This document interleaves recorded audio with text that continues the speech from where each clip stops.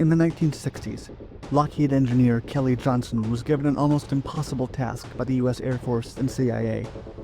He needed to create a spy drone with range, speed, and altitude capabilities that could match the supersonic A-12. The hope was that Lockheed's Skunk Works team could build an unmanned reconnaissance aircraft unlike any other in order to replace the increasingly vulnerable U-2 spy plane. The result was the D-21. It was a ramjet with wings and a camera, built to self-destruct after its mission. Early tests were promising, but failures to execute correctly when released over China resulted in several missteps and even a Soviet clone. Development.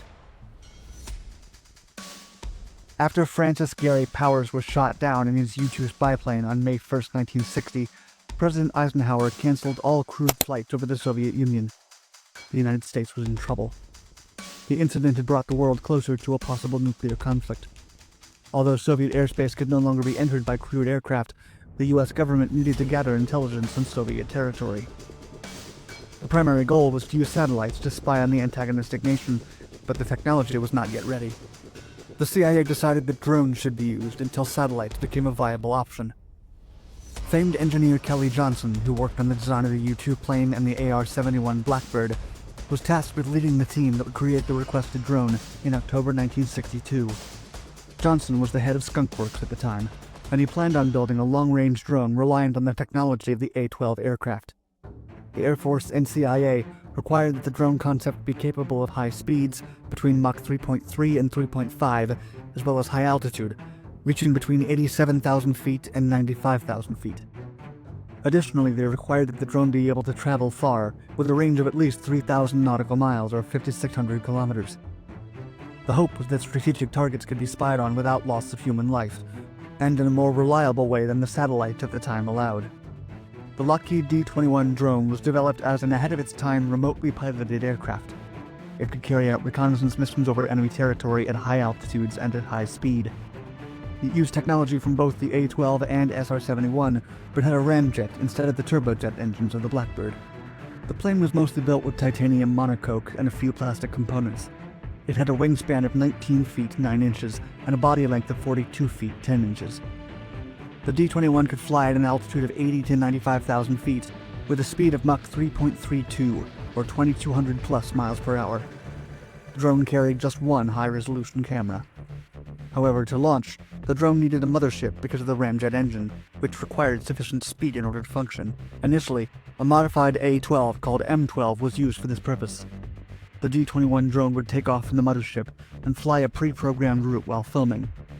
Afterward, it would release the camera module for retrieval from the air or water, and then self-destruct to prevent enemies from reverse engineering the technology. Naval ships would be positioned to retrieve the camera module from the water in case the Air Force aircraft failed to retrieve it from the air. Testing. The D-21 was first tested thrice from the M-21 Blackbird. These tests all went fantastically, showing real promise.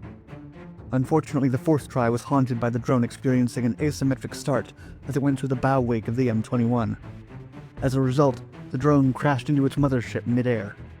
The crash happened at the incredibly high speed of Mach 3.25, and although both pilots were able to escape, one of them was lost at sea. Following the disaster, Lockheed abandoned the M-21 mothership project. They opted instead for placing the drones under the wings of the B-52H bomber.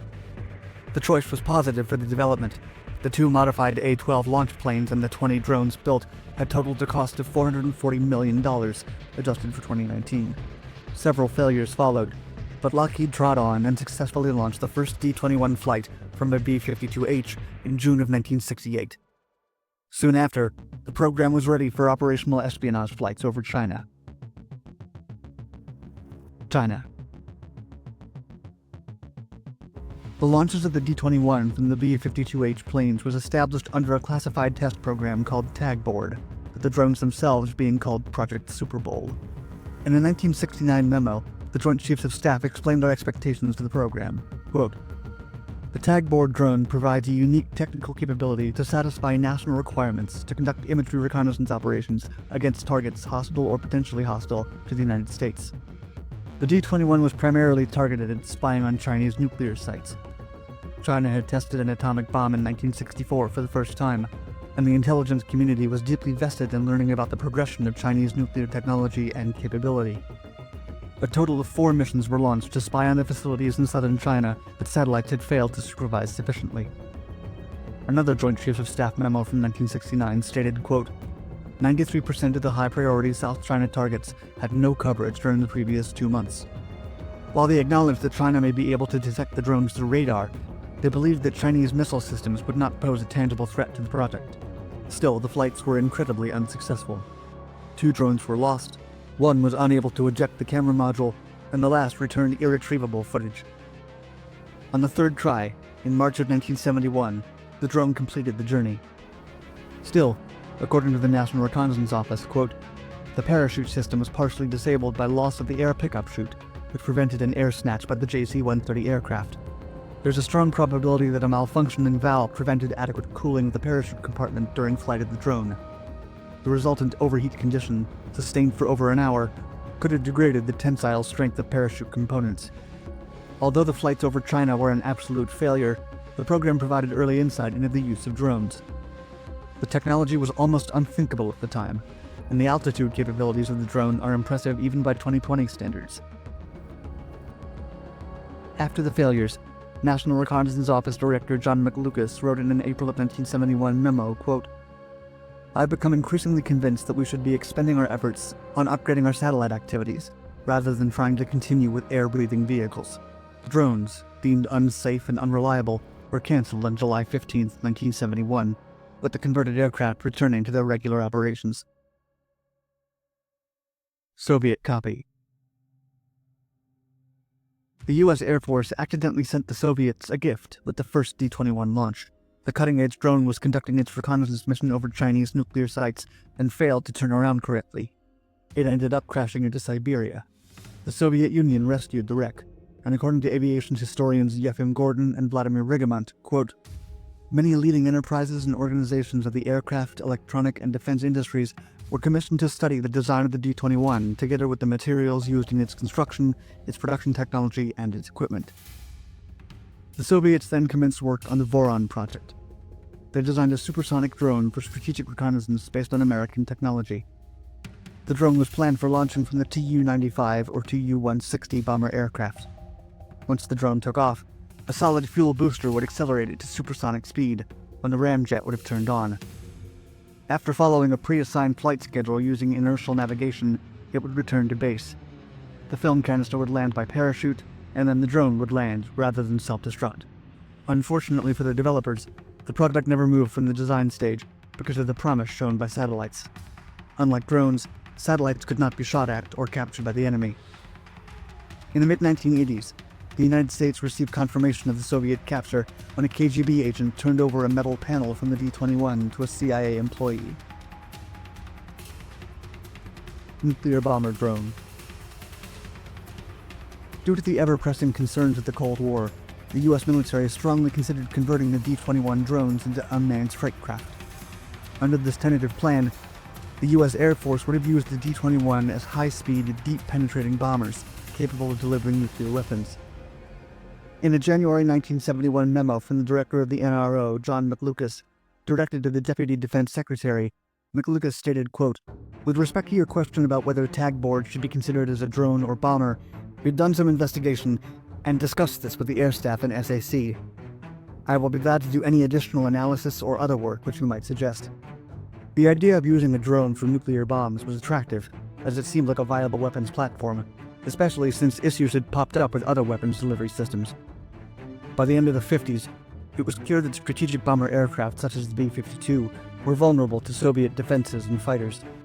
Therefore, the Air Force had to work on developing an air-launched ballistic missile, the Skybolt, and on a cruise missile, the Hound Dog. The Skybolt was delayed in testing, and President Kennedy decided on canceling the program to focus on Polaris ballistic missiles and Minuteman intercontinental ballistic missiles. The Hound Dog missile, however, did enter service in 1960 and was retired in 1978. Still, had the D-21 been armed, it would have had 3 times the range of the planned Skybolt missile with greater speed. The range would have allowed the military to target Moscow, for example, from the middle of the North Atlantic Ocean. The Air Force toyed with the possibility of either having it carry a single warhead or several bombs that it could drop along a route. Not only was the technology promising for long-range attacks, but also for short-range ones. The drone could have flown close to a target area during a potential crisis, inspiring deterrence regardless of whether it actually launched an attack.